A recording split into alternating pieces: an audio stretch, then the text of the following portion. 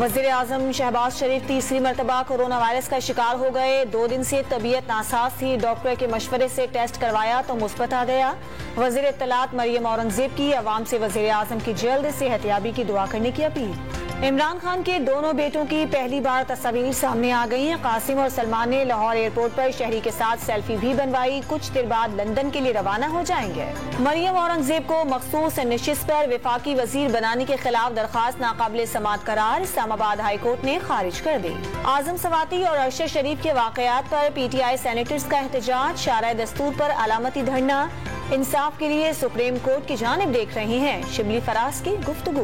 Banking court Islamabad ने ममनुआ funding case में आमिर कियानी की 23 नवंबर तक उबूरी जमानत मंजूर कर ली। FIA को गिरफ्तारी से रोक दिया। वजीर आला खैबर पख्तूनख्वा महमूद खान एक रोजा दौरे पर अपर दीर पहुंच गए। 13 तरक्याती मंसूबों, 3 डिग्री कॉलेजेस और 1122 के दफ्तर का इफ्तिताह कर दिया। और मर्दान की तहसील तकभाई में स्कूल में कीड़े मार दवा खिलाने की मुहिम। दवाई खाने से स्कूल के मुतादिद बच्चों की हालत बिगड़ गई। अस्पताल मुंतकिल कर दिया गया।